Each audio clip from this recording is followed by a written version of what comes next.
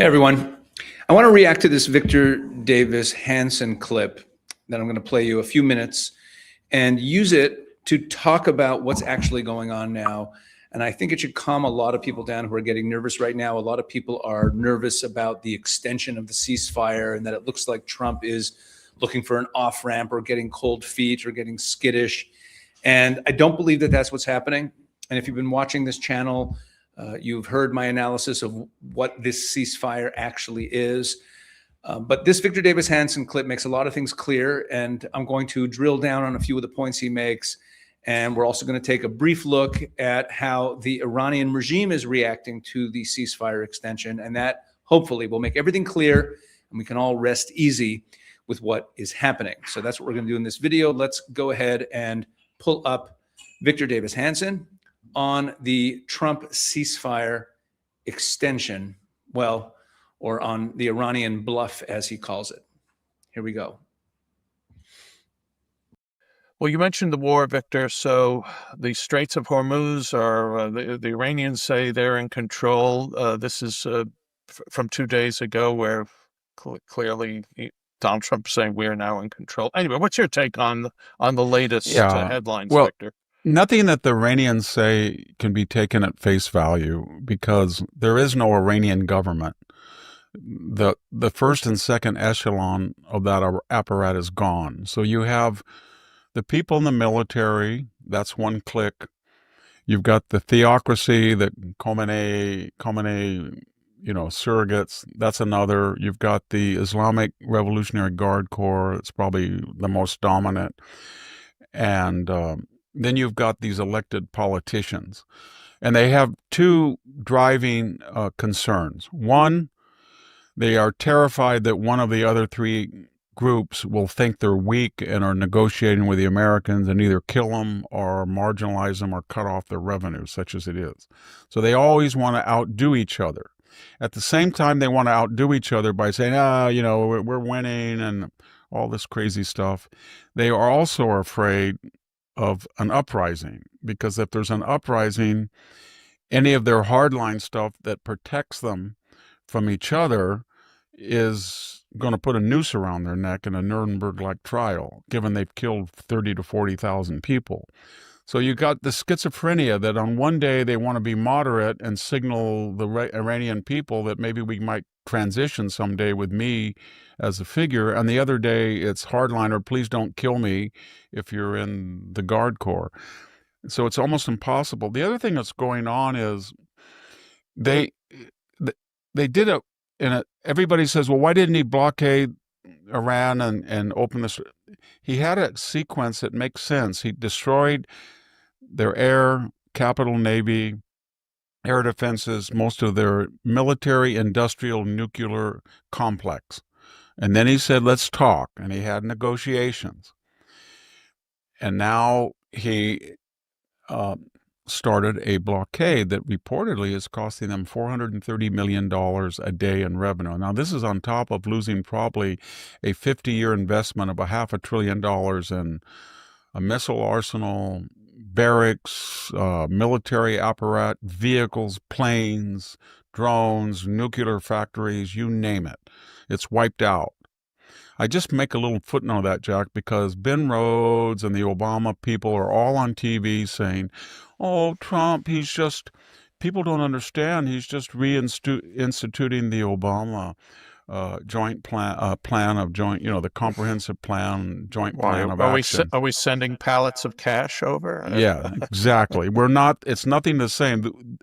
Obama was rearming a ascendant Iran that was scary and indomitable, so people thought. We are dealing with a prostrate, weakened, enfeebled corpse of Iran, and we're not negotiating, we're dictating to it. So if these negotiations break down and Iran thinks it's going to send some missiles into Saudi Arabia or storm a tanker, Donald Trump will take out their bridges the first day probably. He will take out their power plants. And what is Iran thinking? Well, Iran is thinking that we're going to go into the traditional rug. I don't think that's an ethnic stereotype. I've been in the Middle East, and I bought a rug in Turkey once and one in Greece, and it's you barter, but that's what they think. They're going to go to the bazaar and barter, and yesterday, today, and tomorrow, whatever they say doesn't matter, and draw out the negotiations, hoping that the left will win the midterms will be lost, Trump will be impeached, and the Republican Congress people will put pressure on him and before the midterms to get out. The Europeans will put pressure, Japan, everybody. They think time is on their side and he will fold, and then they can reconstruct, and they probably feel they have some fissionable material they can fish out. Okay, time is not on their side, not when you're losing 400 million plus a day. All he has to do is not give in for the next 5 to 6, 10 days, and he still has plenty of time for the midterms. Just don't put the boot off their neck. Make sure they suffer $450 million in lost revenue. And that'll mean finally these people who are living lavishly and sending their children and their friends all over Europe and the United States money, it'll cut off.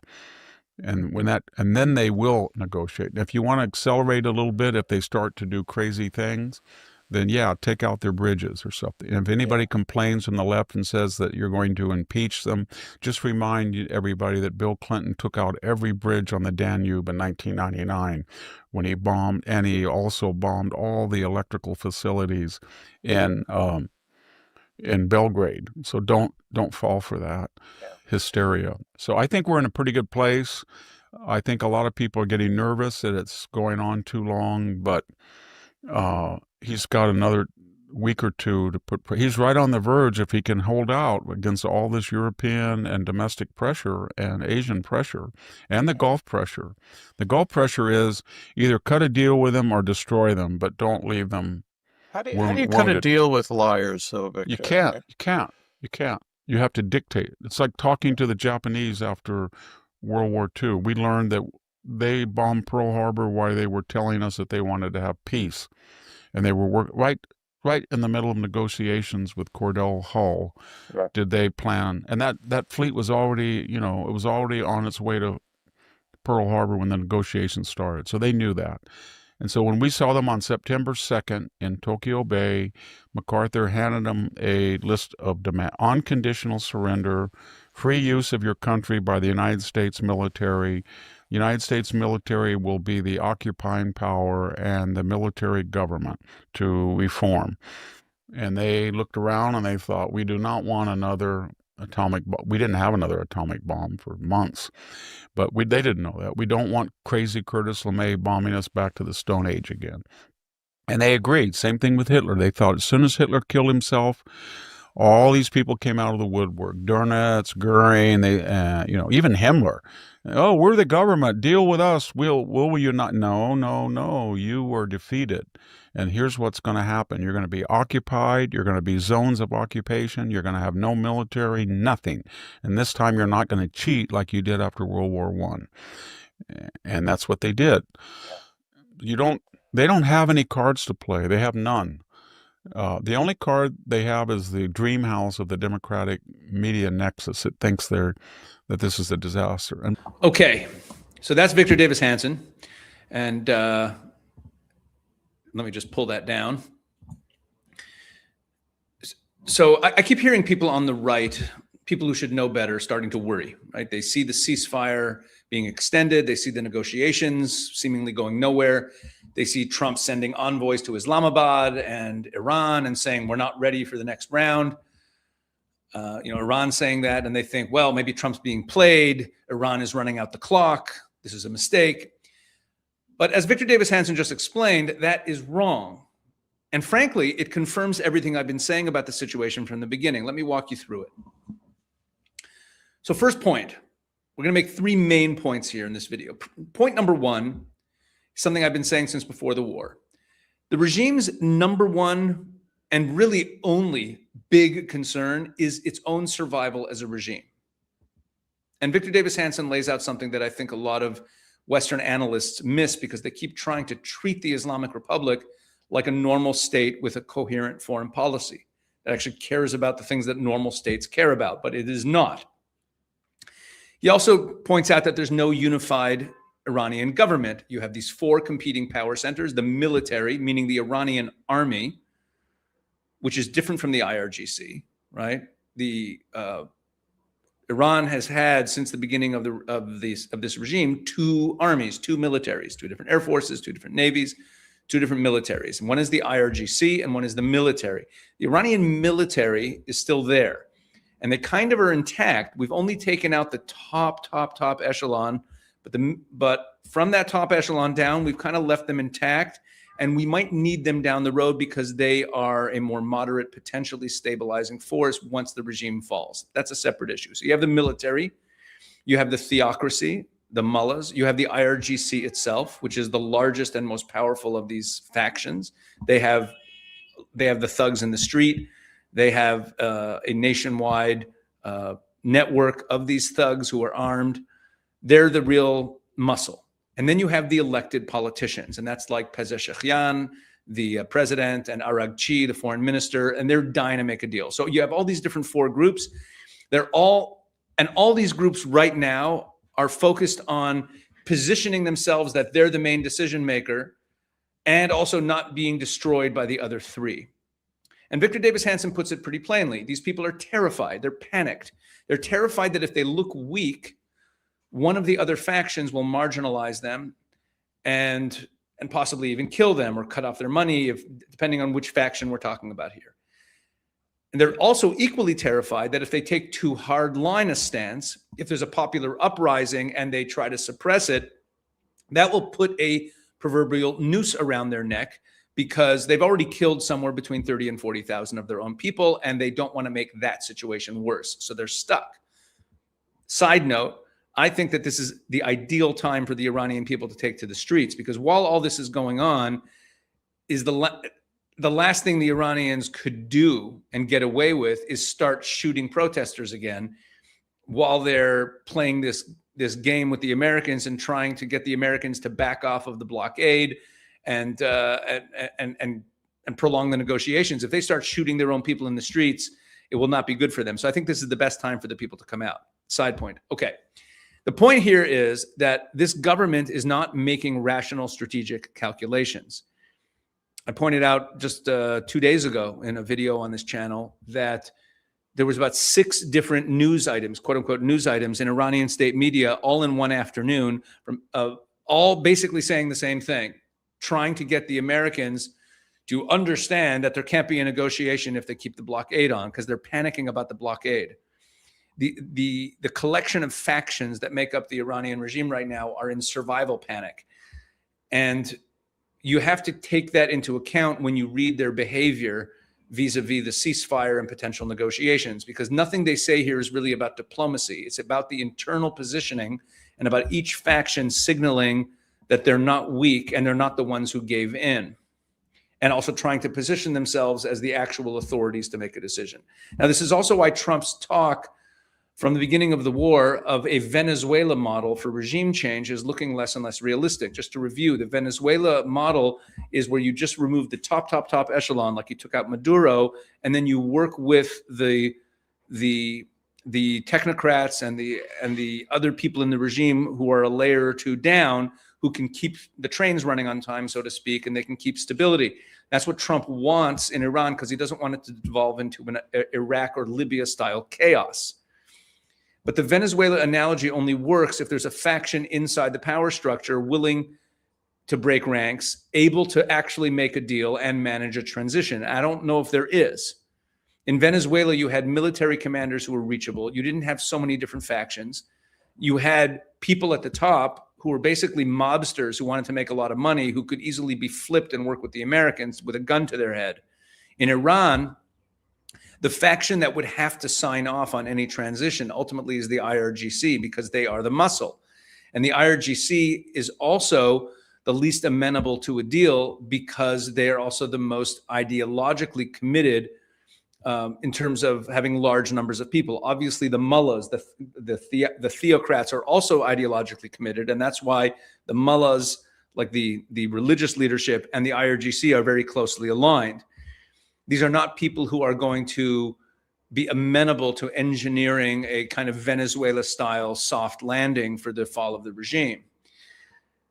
So the Venezuela model, regime change from within, a managed transition from without, runs into a very hard brick wall in the Iranian power structure, which means that if the goal is to fundamentally change the situation in Iran, then what Trump is doing right now is the best option, which is what we'll call siege to the point of surrender.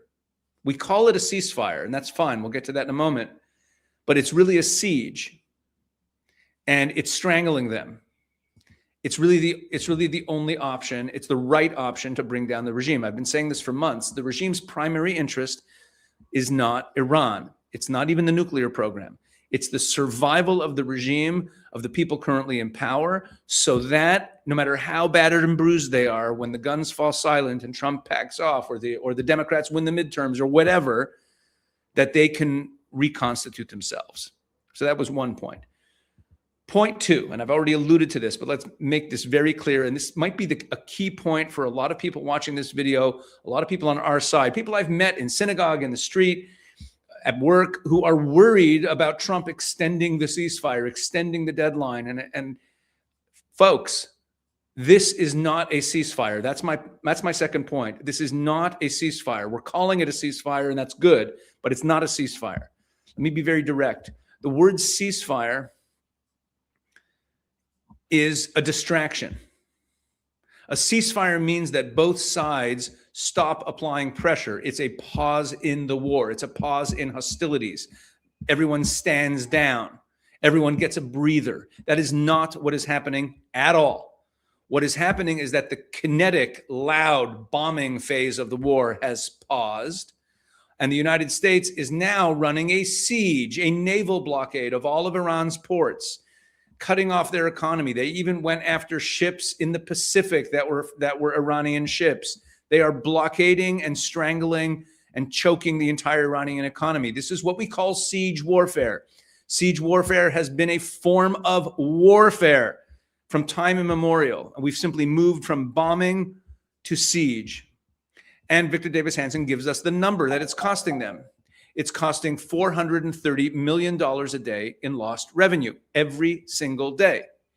And that's on top of the destruction of what Victor Davis Hansen describes as a 50-year, $500 billion investment. The missile arsenal, the nuclear infrastructure, the military-industrial complex, it's all gone. Okay? The pressure has not stopped, though. The bombing has stopped, but the pressure has not stopped. The instrument has changed. Instead of bombs, it's siege, it's economic strangulation, right? It's not airstrike, so we think of it as a ceasefire. Siege warfare is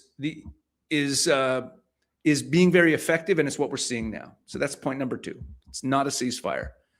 Now, by the way, it's good to call it a ceasefire, because as long as it's called a ceasefire, that calms down the oil prices, that keeps the left quiet. It puts more pressure on the Iranians to come to the table if you call it a ceasefire. There's a lot of good reasons to call it a ceasefire, and there's no reason for Trump to talk about it being a siege, but let's make no mistake about it. It's a siege. Point number three, and this is the key. It's the reason I'm sitting here talking to you. Stop worrying about the extension. Let's talk about why people are nervous. The argument from the worried camp goes something like this. Iran is playing for time. They're going to drag out the negotiations. They're going to run out the clock to the midterms. They're going to count on domestic and international pressure to force Trump's hand. The Europeans are complaining. The Gulf states are nervous and skittish. The longer this goes on, the more the pressure builds on Washington to cut a deal. Any deal.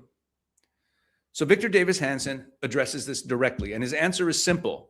Time is not on Iran's side. We're used to time being on Iran's side because the usual Iranian mode of negotiation with Westerners is you kick the can down the road and you prolong things. Why? Not just to get to the next milestone like the midterms or whatever. Every Western Every negotiation the Iranians ever have with Westerners, they prolong it for a very simple reason.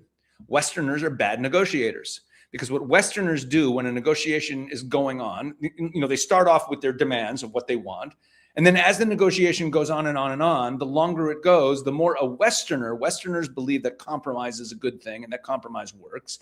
So the longer the negotiation goes on without a deal, the more a Westerner is inclined to say, well, maybe if I just drop that demand, or maybe if I just give in to that request of the other side, maybe I'll get a deal then. And then you don't get a deal. And then a few weeks later, the Westerner goes, well, maybe I should just make one more compromise.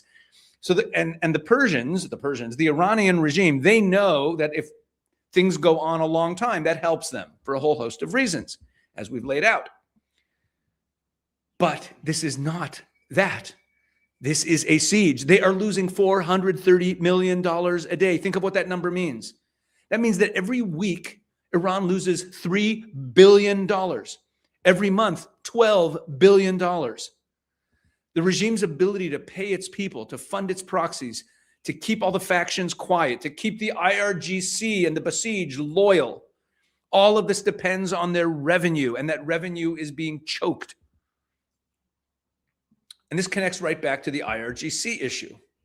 The IRGC's power, its networks, its ability to keep its people in line, all depends on the flow of money. So the blockade is not just squeezing the Iranian government to get them to the negotiating table. It is squeezing the one faction that has the most to lose from any deal. The elected official faction doesn't depend on the money flow quite in the same way that the IRGC does. I mean, they do, but they don't have hundreds of thousands of operatives with weapons who need to be paid every month. So the faction that has the most to lose from any deal with the Americans and the most to lose from the blockade is the IRGC. You starve the IRGC of revenue long enough, and the internal workings of the organization start to get very unstable. This is siege warfare, and it's creating the conditions where even the hardest hardliners are panicking. Now, if you want a real-time illustration of just how disoriented the regime is right now, take a look at how Iranian state media covered Trump's ceasefire extension. This is a news item from yesterday. Let me show it to you. Let me pull this up. Hold on. Let me get it. Let me find this. Here it is. Okay, take a look. This is an item from WANA, from Iranian state media, that it's a very strange news item. What does Trump's open-ended ceasefire extension mean? I love pieces like this because one of the benefits of this trait of Iranian culture, which is that they always want to save face and not look foolish, is that whenever they don't know what on earth is going on, whenever they're trying to figure out Trump, they publish these pieces that give a few different theories of what is actually happening. And that way they're covered so that they can always look smart and look like they had it all figured out in advance. So if they come up with three different predictions and one of them comes right, they can say, you see, we knew it all along. It's a strange trait because it's actually counterproductive because they show their cards when they do this, but they do it to save face. And here they write this piece to trying to understand what the heck Trump is doing. So look at this. What does Trump's open-ended ceasefire mean? And they come up with 5 different possibilities. And look at the 5 possibilities. They're like all over the place. 1, it's possibly a sign of military deadlock, that maybe the United States has failed to achieve its objectives. After testing multiple scenarios, it has concluded that continuing the war would not bring any more gains. That's one possibility for why Trump is extending the ceasefire. In other words, he doesn't want to fight because the fighting wasn't working. Possibility number 2, that it's a deceptive move by Trump, a tactical deceptive move, suggesting the extension could be tactical. Under the scenario, actions such as limited operations or targeted assassinations could still follow.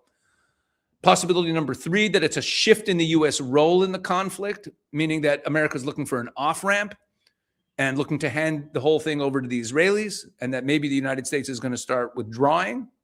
Possibility number 4, that it's a continuation of naval blockade and hostile posture, which is, I think, the correct one. That is really what it is.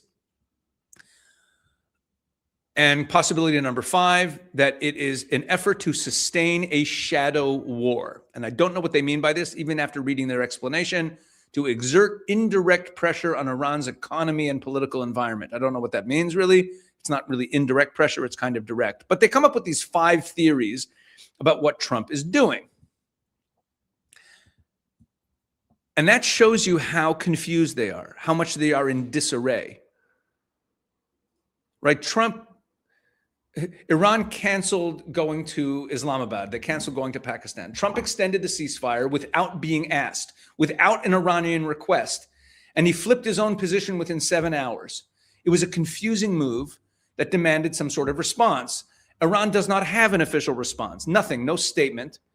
Tehran looked at what just happened and had nothing to say. And in their own media coverage of the extension, they list 5 separate contradictory theories for why Trump did it. Military deadlock, tactical deception, the U.S. pulling back, the blockade is continued hostility, and a shadow war, whatever that means. 5 different theories, and they can't even pick one. They don't know what is hitting them. They don't know what's going on. Think about that. We're in a situation, they're panicked, they're confused, they're getting choked and losing money. Meanwhile, it's being called a ceasefire, and that's keeping oil prices calmer. That's keeping the world that was screaming and yelling about, when they're bombing. It keeps everyone relatively quiet. Everyone can talk about how there's a ceasefire. And meanwhile, the regime is confused and divided. The infighting has begun. They're struggling to explain to their own people what's happening. That's making them look bad in the eyes of their people, which is huge. It's one of the big pieces of the puzzle that we need. We need them to look weak and confused in the eyes of the Iranian people, because the worst thing is for the Iranian people to still be intimidated by them and still be worried about them. And the more disjointed they look in the eyes of their own people, the better. And that's the elegance, that's the beauty, the genius of what Trump is doing. Whether he's doing it by design or instinct is immaterial. The kinetic phase of the war, let me say it this way. The bombing, the kinetic phase of the war was always going to generate lots of pressure to stop. It's big optics, it's bombs. Those images create a political environment. The European leaders start lashing out, get protesters in the streets in the West. You get the entire Democratic media apparatus screaming that it's a war crime. And that political pressure is real. And it also means a spike in oil prices. But a blockade is quiet. There's nothing to photograph in a blockade. It doesn't generate dramatic images, especially if you call it a ceasefire. It just slowly and quietly destroys the financial foundation of the regime that's already fractured and panicking. So when you extend the ceasefire unilaterally, without being asked, while keeping the blockade, the siege, fully in place, you add this layer of psychological pressure, of this confusion on top of the economic one. And now they're questioning every move, and they're producing a 5-theory explainer instead of a coherent strategy. Why would Trump return to the noisier, more politically costly instrument, bombing, when the quiet one is working? The answer is you wouldn't, and you shouldn't. And Victor Davis Hansen ends with a very clear bottom line. Iran has no cards. The only thing sustaining the nervous energy around the situation, the only thing giving Iran any leverage at all, is the Western media and political complex that keeps insisting Trump is making mistakes. He isn't. The ceasefire is a siege. The siege is the strategy. And the evidence that the strategy is working is in plain sight. In the panic and chaos in the regime's own public statements, the internal divisions that are now spilling out into the open. So everyone who's worried that the extension of the ceasefire is a sign of weakness or drift in American policy, I'll say this: you're looking at the wrong thing, or you're looking at it the wrong way. The war did not pause, it got quieter, and it is working. The Venezuela model, that's a different issue. That, I believe, was always a fantasy, that given who holds the power in Iran. But what might replace the Venezuela model The real fall of the regime is already underway. And that's what we're seeing here. I hope this calmed you down, and I hope you enjoyed this video. Please like, share, subscribe, do all that good stuff. And make sure that you go over to Israel 365 News and you catch all the content we're putting up there, because you don't want to miss those videos, a lot of very important interviews and other video content. And also in the description of this video, you'll see a link to subscribe to Israel 365 Action and News newsletters. Make sure you hit that so that you're really you're plugged into everything that we're doing and you don't miss anything. All right, God bless. Thanks for watching.